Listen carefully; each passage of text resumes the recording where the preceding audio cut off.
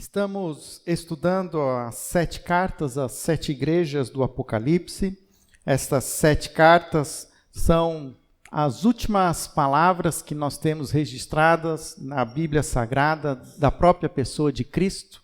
Não mais agora um servo sofredor, não mais aquele homem galileu que viveu entre nós na Palestina e com os seus discípulos nos ensinou e deixou tantas mensagens, tanta história, tantos milagres. Mas agora, em Apocalipse, o apóstolo João ainda tem a oportunidade de ter a revelação desse Jesus agora glorificado, esse Jesus majestoso, esse Jesus que habita nos céus, que está assentado no trono, onde as criaturas celestes o adoram 24 horas por dia, e lá dos céus, João tem uma revelação, o próprio Cristo traz a ele uma palavra, e essa palavra ele dirige a igrejas, as 7 igrejas que existiam na Ásia Menor, logo no primeiro século da era cristã. 7 igrejas para que isso trouxesse para nós o significado de totalidade. O número 7 é o número perfeito, é o número de Deus, é o número completo. 7 cartas nos diz que Jesus está, então, enviando a sua mensagem, a sua igreja, a toda a igreja. E aqui nós precisamos aprender a entender que Jesus ama a sua igreja. Todas as igrejas são amadas por Jesus. Nós temos muitas vezes dificuldade e até mesmo temos certos preconceitos com igrejas cristãs, com igrejas que se dizem a noiva de Cristo.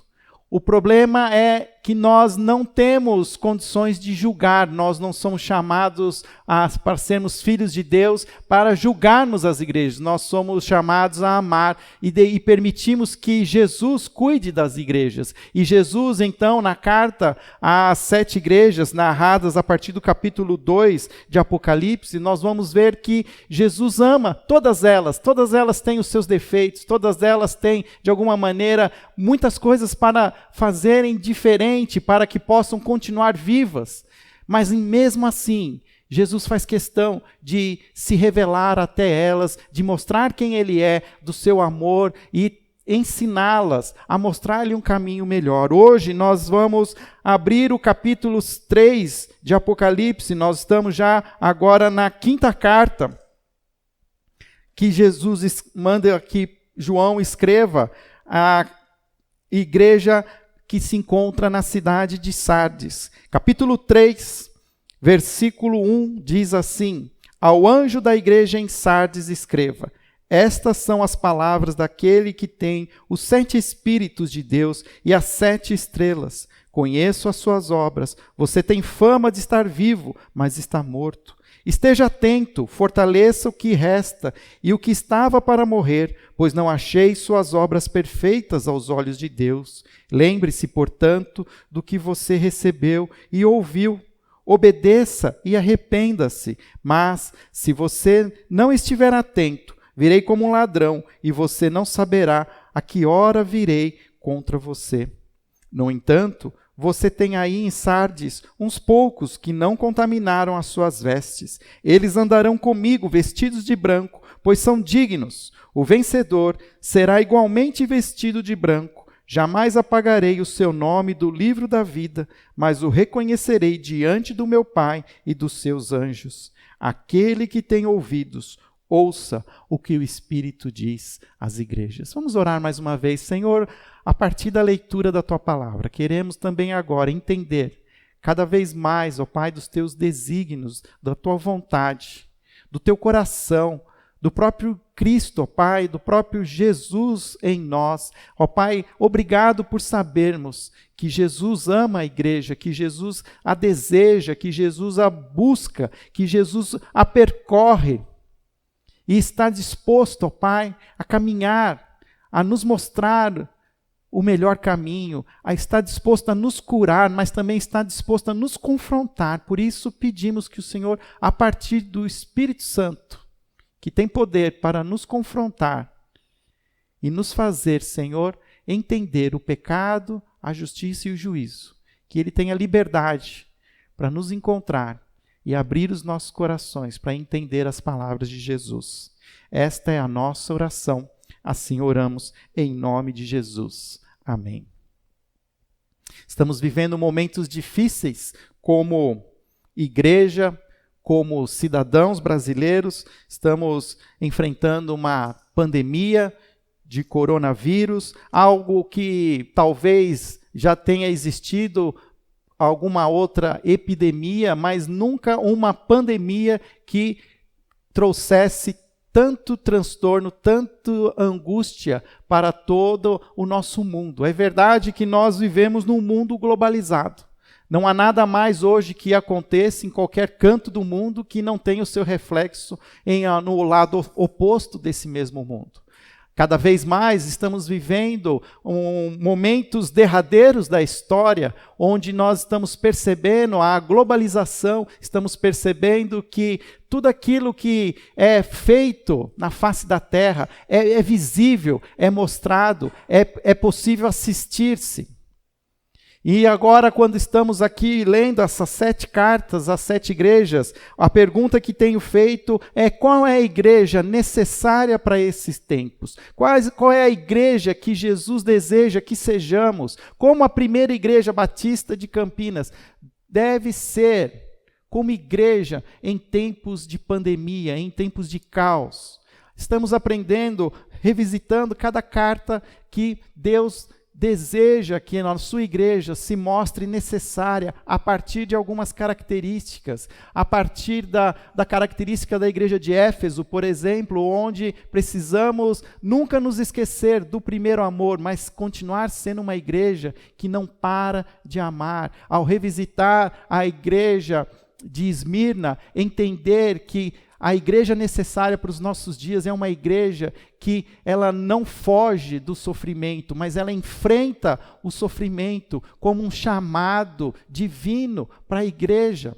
E assim fomos percorrendo a carta à igreja de Pérgamo, a carta à igreja de Tiatira, e hoje estamos agora revendo essa carta à igreja de Sardes. Assim como as outras cartas, cada carta escrita a cada igreja, ela traz também ali uma descrição da própria cidade. Interessante que as igrejas, elas têm uma certa maneira de absorver a própria cultura da cidade, como um organismo vivo. A igreja inserida na cidade, ela tem a tendência de também refletir as próprias características da cidade. E não é diferente com a igreja na cidade de Sardes. A igreja de Sardes, a cidade de Sardes, era uma cidade talvez não muito conhecida, não era tão famosa como a própria cidade de Pérgamo ou a própria cidade de Éfeso.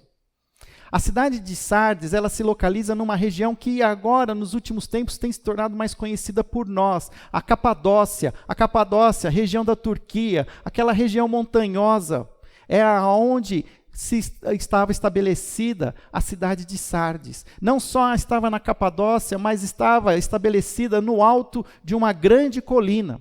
A cidade de Sardes era uma cidade fortificada, era uma cidade cercada por todos os lados de uma alta muralha, no alto de uma montanha, intransponível. Nunca a cidade de Sardes foi tomada após um grande enfrentamento de um exército. Pelo contrário, 2 vezes em que Sardes foi atacada, em que essa cidade foi, de alguma maneira, dominada, ela nunca foi dominada por um grande exército que conseguiu destruir essas muralhas. Mas as 2 vezes na história que a cidade foi invadida, foi através de pequenas brechas que o exército inimigo encontrou na muralha da cidade. Da mesma maneira, isso se mostra uma característica na igreja de Sardes. A igreja de Sardes, talvez ali os estudiosos, eles descrevem que a igreja de Sardes não era uma igreja talvez das mais importantes, é uma igreja com uma grande importância histórica, mas com certeza era a maior igreja que se reunia em uma cidade. Na cidade de Sardes existia a maior igreja cristã daquele tempo, naquela região. E não só isso, o próprio texto vai nos mostrar que é uma igreja que está, de alguma maneira, fazendo muitas coisas. É uma igreja que está em atividade plena. Nós vamos começar a ler o texto, e o texto diz que há muitas obras nessa cidade, mas que Jesus está tendo dificuldade em ver essas obras com grande relevância.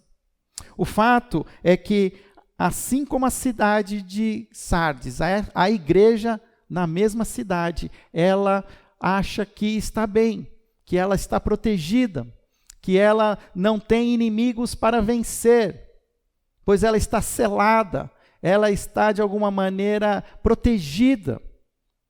Mas Jesus começa a mostrar para essa igreja que ela abriu pequenas brechas na sua proteção, na sua integridade. E essas brechas foram suficientes para que ela fosse contaminada.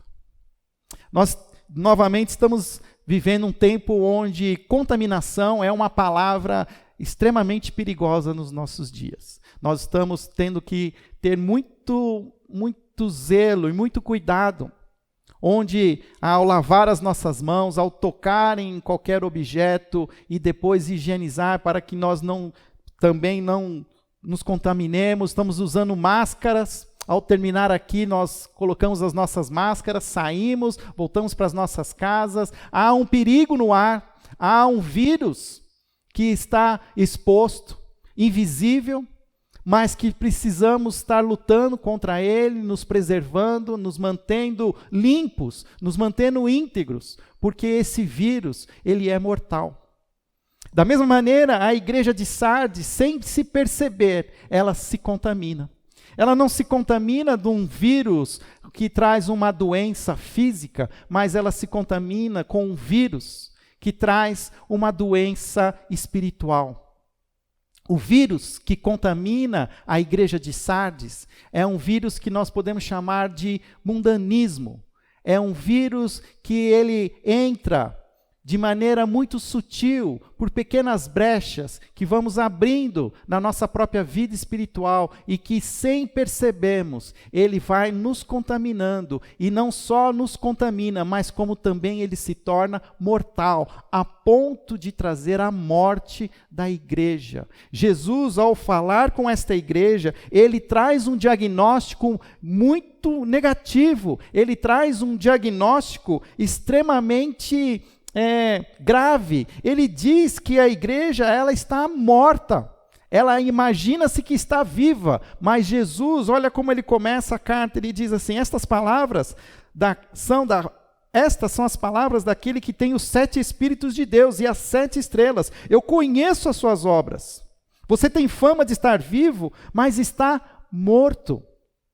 Eu, o Cristo, o Jesus, eu tenho poder nas minhas mãos, em minhas mãos estão as 7 estrelas, vocês estão em minhas mãos, todas as igrejas, eu as conheço como a palma da minha mão. Vocês acham que vocês se conhecem, vocês acham que está tudo bem, vocês acham que não está acontecendo nada, mas existe sim algo invisível que vocês não estão enxergando, mas eu enxergo.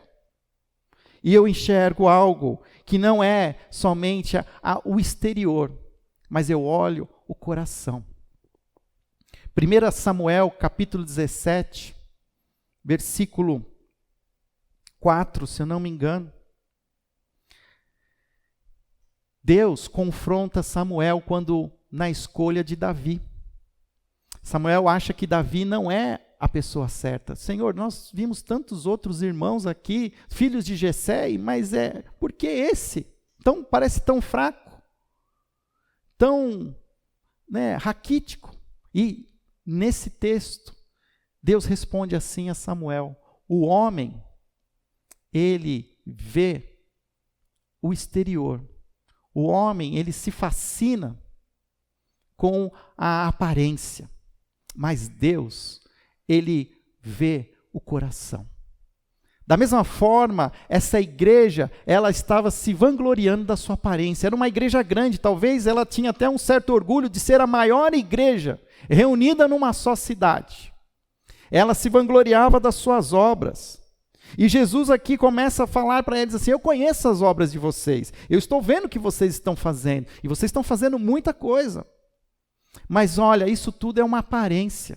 É uma aparência de algo que vocês estão perdendo. Vocês estão perdendo a vida. Na verdade, alguns de vocês até já morreram. E vocês não perceberam que vocês foram contaminados. Mas eu que olho o coração, eu vejo, e o coração de vocês é um coração doente. É um coração contaminado. Fortaleça, versículo 3 ele diz: esteja atento, fortaleça o que resta e o que estava para morrer, pois não achei suas obras perfeitas aos olhos de meu Deus. Olha como Jesus, ele fala: eu percorri a igreja e não achei nada de bom entre as obras de vocês. Vocês falam que elas são boas e perfeitas, mas elas são apenas atividades, são movimentos que talvez ganhem admiração do prefeito da cidade. Talvez alguns de vocês, talvez já foram até chamados para serem cidadãos beneméritos da cidade. Mas isso para mim não está valendo nada. E Jesus é bem forte e confrontador, porque ele diz que é uma igreja que aparenta estar viva, mas está morta. Eu e você, nós já visitamos um velório. Um local do velório nunca é um lugar bonito. Mas, de certa maneira, nós temos a tendência de fazer algo para que aquele velório se torne um lugar melhor. É natural, queremos decorar o ambiente, trazemos coroas de flores, cercamos a pessoa que nós amamos e que nós estamos velando com flores. Nós tentamos fazer com que aquele ambiente de morte se torne um ambiente, o mínimo possível, bonito. De certa maneira, o que Jesus está falando para essa igreja é a mesma coisa. Sabe o que vocês são? Vocês são como um caixão bem enfeitado. Um caixão onde vocês estão mortos, cercados de flores. Está bonito, mas está morto. Está bonito, mas está morto. Essa crítica, essa confrontação que Jesus faz à igreja de Sardes, nós precisamos trazer para os nossos dias hoje. Será que tudo aquilo que nós estamos fazendo, e nós estamos fazendo, e louvamos a Deus, e agradeci aqui, por todo esse movimento que quando nós chamamos a igreja, se prontamente responde, é algo, sim, importante, necessário. Traz frutos que vão abençoar as outras pessoas, mas, ao mesmo tempo, Jesus agora também está nos mostrando, falando assim, será que... Mas, olha, eu não estou olhando só para isso. Isso tudo não é suficiente, porque eu não estou olhando só os movimentos, eu estou olhando o coração de vocês. E nós estamos vivendo um momento onde estamos isolados, estamos afastados. E o fato é que nós estamos provavelmente mais vulneráveis ao vírus desse mundanismo. Se, por um outro lado, quando nós estamos tendo a possibilidade de estarmos juntos semanalmente como igreja, nós estamos nos unindo em louvor, em adoração, o fato é que nós também estamos, de alguma maneira, a cada semana, enchendo os nossos corações, estamos nos encorajando uns aos outros, estamos nos fortalecendo. Mas a partir do momento que nós perdemos essa oportunidade, quem garante que você tem se alimentado bem? Quem garante que você tem se fortalecido espiritualmente bem? Quem garante que você não está buscando alguma outra fonte para a sua própria vida espiritual que não seja uma fonte pura? Quem garante que você não está usando as suas horas livres para se envolver com áreas que possam estar contaminando a sua própria vida. E interessante que Jesus, ao confrontar a igreja, ele diz assim: conheço as tuas obras, tem fama de estar vivo, mas está morto. Esteja atento, fortaleça o que resta e o que estava para morrer, pois não achei as suas obras perfeitas aos olhos do meu Deus. Sabe qual é a tragédia da igreja de Sardes? É que era uma igreja que possuía muitos membros, mas possuía muitos membros mortos espiritualmente. O que significa isso? Era uma igreja que tinha um rol de membros muito grande, mas que não necessariamente aqueles nomes naquele rol de membros da igreja eram nomes que estavam escritos no livro da vida. Eram, na verdade, uma igreja formada por muitos membros não convertidos. E isso é um perigo para os nossos dias também hoje. Podemos estar até mesmo agora aqui nos esforçando para continuar como igreja, assistindo aos cultos, sendo transmitidos via a internet, assistindo às lives, fazendo o nosso movimento, mas isso não significa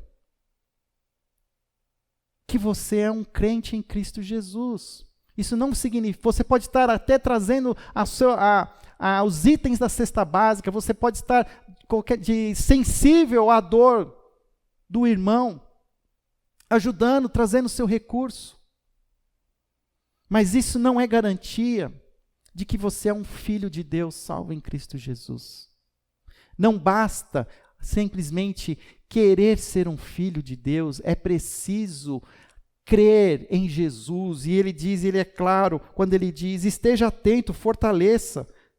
Lembre-se, portanto, do que você recebeu e ouviu, obedeça, arrependa-se. Todo momento Jesus traz as cartas a essas igrejas, o verbo arrependa-se. Arrependa-se dos seus caminhos, arrependa-se das suas condutas, arrependa-se daquilo que você faz escondido, que na verdade você acha que você faz escondido, que ninguém está vendo, mas eu estou vendo. Eu sou o Cristo que anda entre as estrelas, que caminho com você, que conheço as suas obras e sei que você está morto, apesar de receber aplausos das pessoas.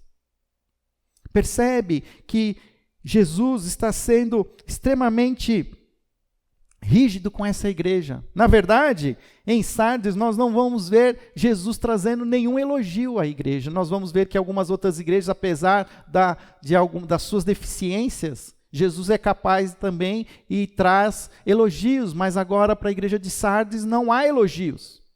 Há apenas confrontação. Os elogios são humanos, os elogios são das pessoas que estão ao seu redor, mas Jesus olhando não tem elogio nenhum para essa igreja, e isso é um tremendo perigo para nós hoje. Podemos estar recebendo os elogios das pessoas, podemos estar recebendo vários likes, podemos estar tendo várias telas sendo abertas para ouvir aquilo que nós estamos movimentando, trazendo, mas isso de fato, e o que Jesus está vendo de nós? Jesus não vê a aparência, Jesus está olhando os nossos corações. Você pode até desligar hoje, você pode até não assistir mais nada, mas Jesus não se desliga de você, Ele vai continuar te seguindo, Ele vai continuar, como nós aprendemos no Salmo 23, certamente que a bondade e a misericórdia me seguirão, e esse versículo, se você esteve comigo na meditação da quarta-feira, esse verbo, o de seguir, é o mesmo verbo que se usava para os inimigos, que perseguem, que seguem um objetivo, seguem o seu adversário, e o salmista usa exatamente esse mesmo significado, que Jesus, o nosso pastor, ele nos persegue com bondade e misericórdia, por mais que muitas vezes a gente foge, mas esse pastor, ele não se cansa de nos perseguir, e você pode fugir, você pode se esconder, até mesmo do vírus, mas você não pode se esconder de Jesus. E Ele está atento. Ele está te perseguindo. Mas esse mesmo Jesus que é cheio de amor e de misericórdia, esse Jesus é um Deus santo. É um Deus puro. Que não pode se relacionar com impureza. Não se relaciona com pessoas que estão mortas. que estão mortas nos seus próprios pecados. Ele diz que existe um caminho de reavivamento, mas existe uma maneira de reavivar. Ele até diz assim, olha, fortaleça o que resta, o que estava para morrer. Tem alguns que já morreram, tem alguns que já se entregaram às paixões do mundo, estão vivendo dentro da igreja, mas não tem diferença nenhuma. Lá fora mantém os mesmos padrões, mantém o mesmo discurso, mantém os mesmos pensamentos, as mesmas atitudes, não cheiram e nem fedem, como diz no vulgar. Esses não têm mais o que fazer, mas existem alguns que estão na UTI, estão alguns que estão internados, tem alguns que ainda estão respirando por aparelhos. E ele diz, Jesus diz, fortaleça o que resta e o que estava para morrer. O que significa isso? Significa que ainda há esperança. Ainda há como reavivar, trazer a vida. Mas como isso é capaz? O que Jesus ensina? Qual é o caminho que ele está mostrando para essa igreja, se ela quiser se reavivar e voltar a ser uma igreja viva aos olhos de Deus?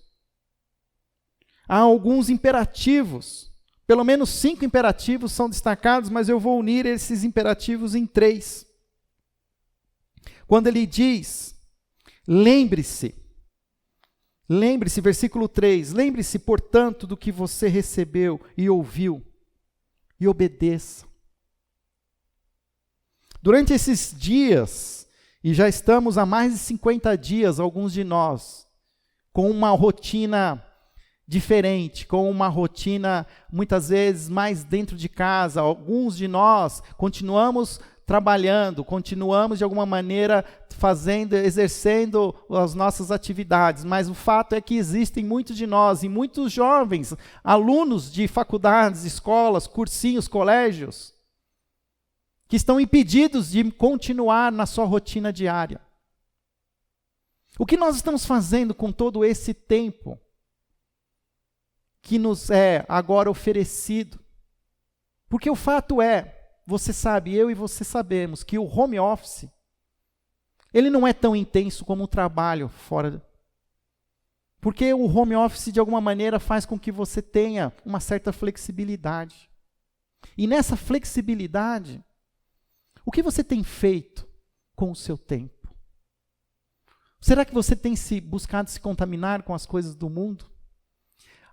O que a Bíblia fala, o que Jesus quer nos trazer aqui, para que possamos nos reavivar, possamos voltar a ser vivos. Ele fala, lembre-se, portanto, do que você recebeu e ouviu, volte a meditar na palavra. Você sabe a palavra, você conhece, você sabe qual é a fonte. Busque a ela de todo o coração.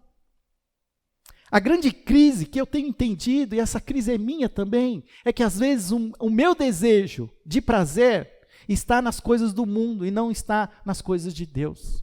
Nós temos mais prazer em estar experimentando as coisas que o mundo nos oferece do que experimentar e ter prazer nas coisas de Deus. E quando nós, na verdade, precisamos aprender a ter prazer nas coisas de Deus. Vocês sabem que eu faço muitos exemplos na área da nutrição, pois sou casado com uma nutricionista, e eu tenho aprendido com ela a encontrar prazer em alimentos saudáveis. Porque o nosso paladar, ele se condiciona a ter prazer em alimentos que não são saudáveis, alimentos industrializados. Nós perdemos o paladar para consumir e ter prazer numa fruta. Nós preferimos um doce fabricado. Nós perdemos o prazer em tomar água. Nós desejamos tomar um refrigerante. Ontem aqui, a gente estava vendo aqui o drive-thru, as pessoas recebiam a feijoada e perguntavam, tem refrigerante para comprar? Porque nós temos um paladar acostumado com aquilo que foi produzido artificialmente. Da mesma maneira, nós precisamos aprender a voltar, a resgatar as raízes do nosso chamado. Nós fomos chamados por Deus a ter prazer nas coisas de Deus, a ter prazer em ler a palavra dele, a termos conversas saudáveis com as pessoas, a orarmos, ter prazer na oração, ter prazer na solitude, ter prazer na contemplação da própria natureza, ter prazer nos louvores e na adoração. Eu tenho um vizinho meu que ele está também em home office, um jovem. E só assim pelo tipo dele, assim, o cabelo comprido, as tatuagens, camisa xadrez. Ele é daqueles que gostam de um bom e velho rock and roll. Mas outro dia eu tentando pegar um sol no quintal da minha casa, pus uma cadeira e abri o meu livro para ler um tempo, e o que eu via? Eu ouvia o meu vizinho, ouvindo um rock, mas não é um rock, e eu não condeno o rock, mas aquilo que ele ouvia, parecia uma música do inferno, era uma gritação, uma guitarra estridente, e ele fica horas e horas, tendo prazer nessas coisas. Eu estou dando para você um exemplo até muito contundente, mas porque a gente vai tendo também, a gente vai fazendo pequenas concessões, a gente vai achando que algumas coisas são mais gostosas que o mundo nos dá do que as coisas que Deus nos oferece. E exatamente é isso que aconteceu com a igreja de Sardes. É uma igreja extremamente contaminada. E por que eu consigo entender isso? Porque ao mesmo tempo que já existem pessoas que estão mortas, entregues completamente ao mundanismo, existem alguns outros membros da igreja que estão na CTI, estão ali respirando por aparelhos. O versículo 4 me diz que, no entanto, você tem aí em Sardes uns poucos que não contaminaram as suas vestes. Existia ainda uma fração da igreja que se mantinha pura, que não estava contaminada. E assim a gente começa a entender o que Jesus está querendo nos ensinar. Que Ele deseja que vivamos, sim, neste mundo, mas sem nos contaminar com este mundo. Ele diz, infelizmente, que são poucos. Que são poucos. E nós sempre estamos, de alguma maneira, nós temos uma certa predileção pela maioria. Dificilmente nós escolhemos algo que poucos escolhem. Nós somos influenciados pelas grandes quantidades. E o que Jesus está nos dizendo é que, infelizmente, poucos são os que não se contaminam. Da mesma maneira que Jesus fez uma alusão nos seus evangelhos, que o caminho que leva para o seu reino é um caminho através de uma porta estreita. E que muitos estão escolhendo uma porta larga, mas que tem levado à perdição. Essa realidade, ela está também entre nós. Ela não é uma realidade externa, é uma realidade dentro da igreja. E nós hoje precisamos olhar e perceber, somos uma igreja hoje contaminada pelo mundanismo, ou estamos buscando a manter como membros que ainda podem ser achados por Jesus, como membros que se mantêm limpos, sem contaminarem as suas vestes. Se a primeira reação que Jesus pede para a igreja é que mantenha, que volte para a palavra, que volte para as coisas de Deus, que volte a buscar prazer nas coisas do Senhor, a segunda coisa que Jesus está mostrando para essa igreja é que ela precisa aprender a manter-se vigilante espiritualmente. Quando ele diz,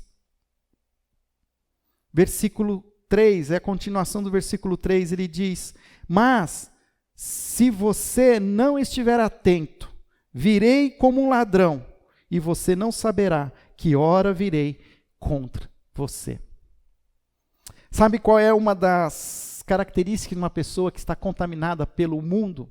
É uma pessoa que ela acha que não tem problema nenhum, que está tudo bem, porque está tudo acontecendo de maneira que as coisas estão funcionando.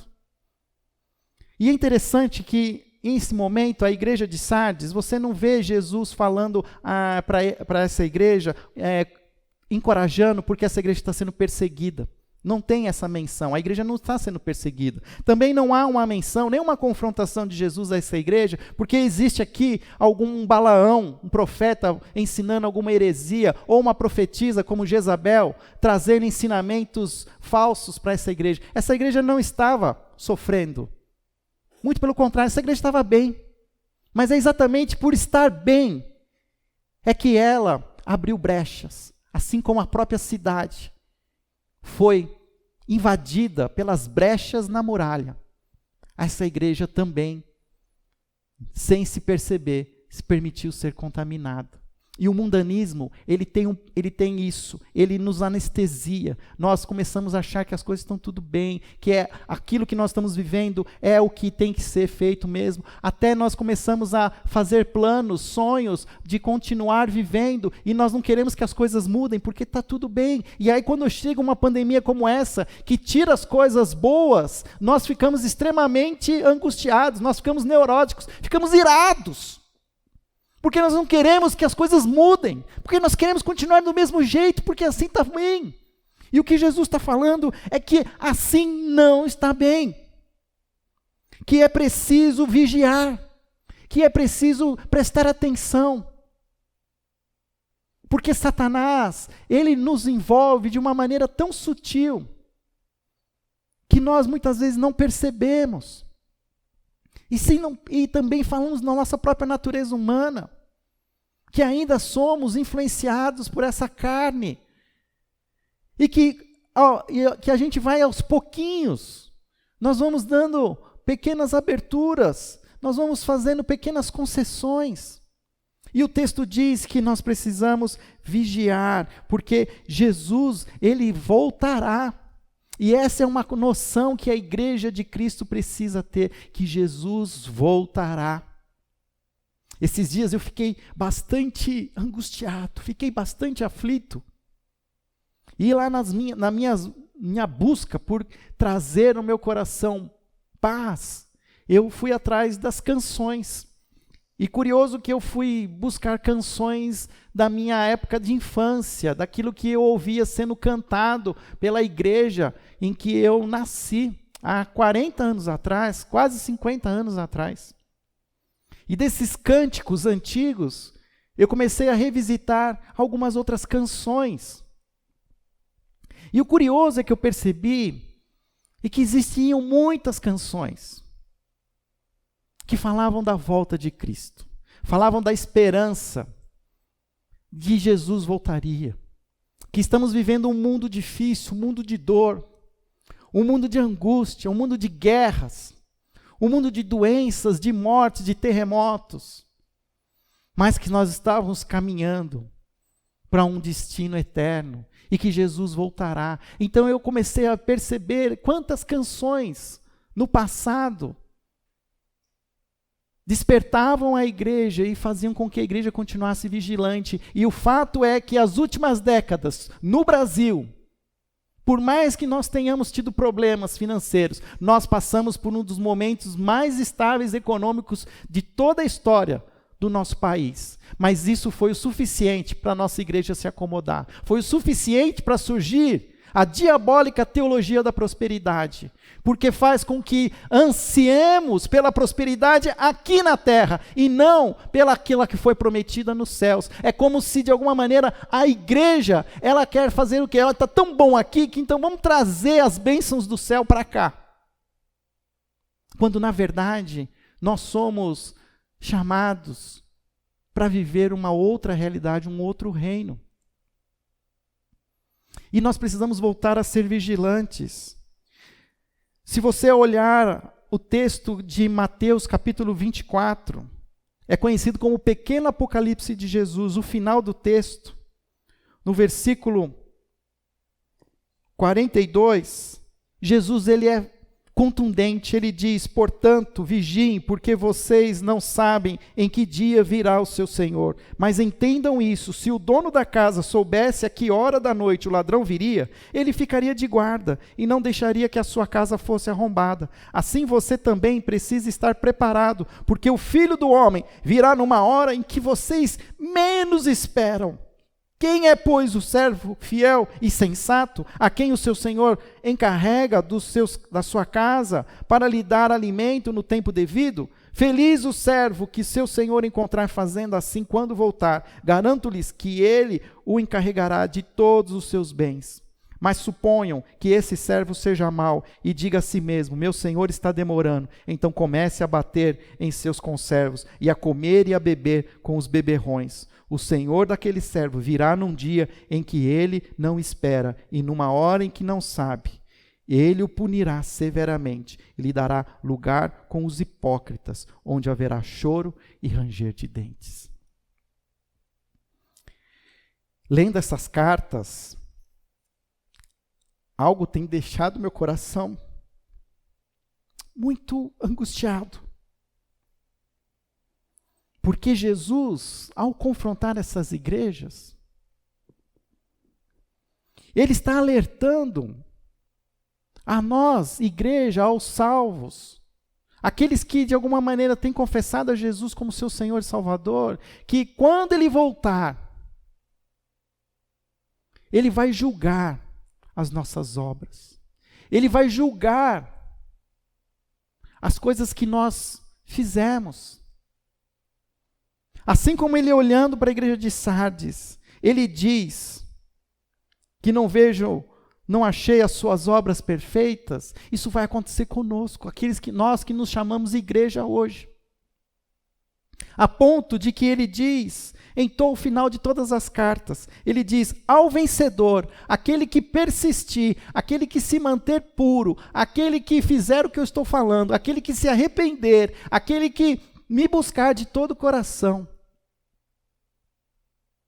Porque existe sim, queridos, e a Bíblia tem sido clara, existe sim a possibilidade de ficarmos fora do reino que Deus trará para nós no futuro. Há uma possibilidade de nós não habitarmos com Jesus na Nova Jerusalém. E ele tem deixado isso claro. O vencedor será igualmente vestido de branco. Jamais apagarei o seu nome do livro da vida, mas o reconhecerei diante do meu Pai e dos meus anjos. E aquele que tem ouvidos, ouça o que o Espírito diz à igreja.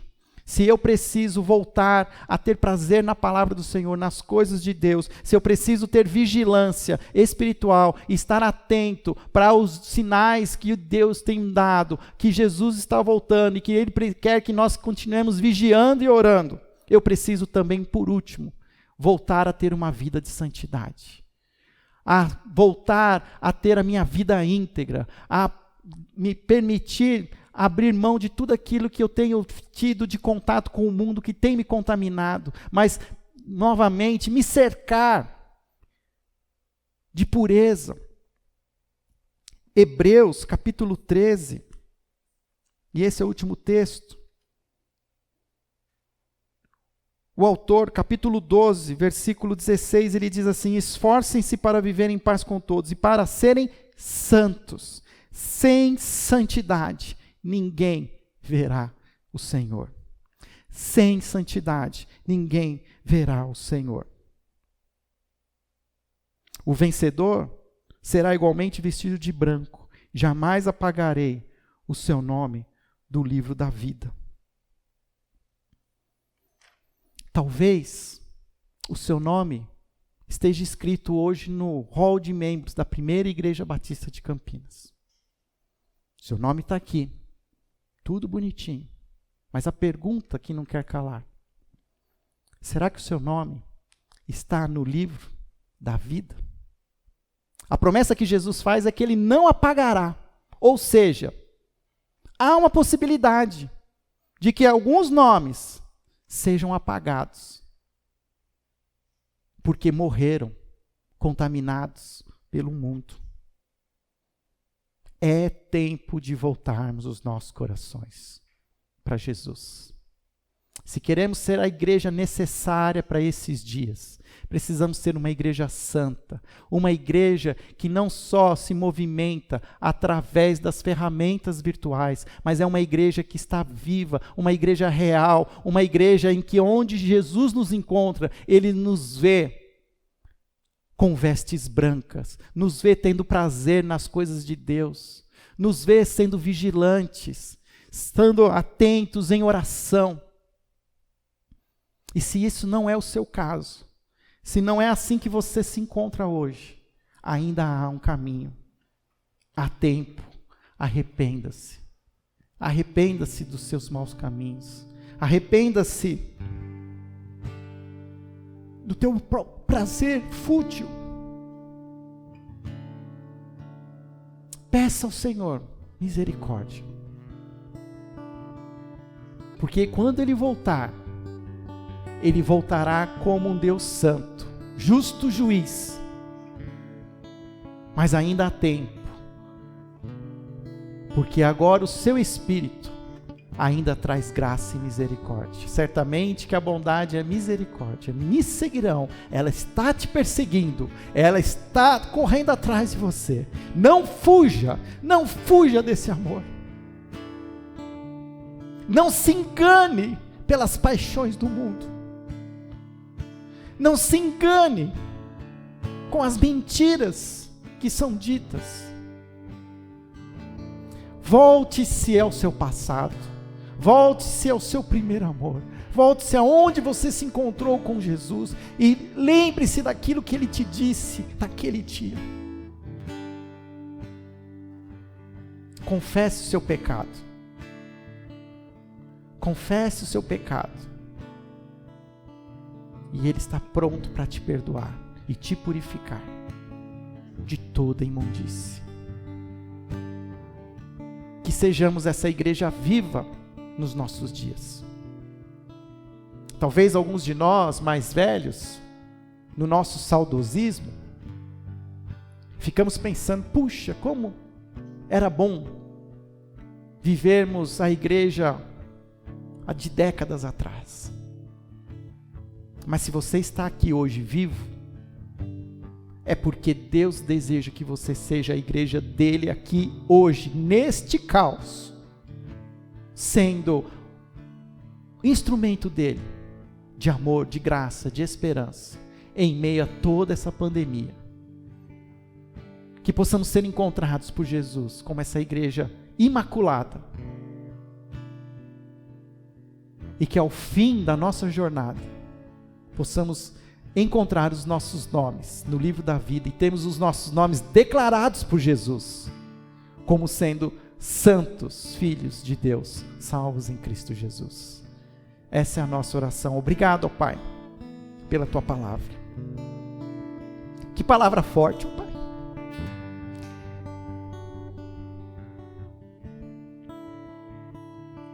É tão mais fácil trazer encorajamento, consolo, do que uma palavra como essa, ó Pai. Mas queremos Te obedecer, queremos permitir a Tua disciplina, queremos ser moldados, ó Pai. Por isso, pegue a minha vida, quebra, ó Pai, e faça um vaso novo. Que o Senhor me desperte, que o Teu Espírito me ajude, ó Pai, a discernir onde estão as áreas da minha vida em que eu preciso me tornar santo, imaculado. Que o Senhor me dê esse discernimento, que o Senhor dê esse discernimento a nós como igreja. Possamos guardar essa palavra em nossos corações, para não pecar contra Ti. Esta é a nossa oração, em nome de Jesus. Amém.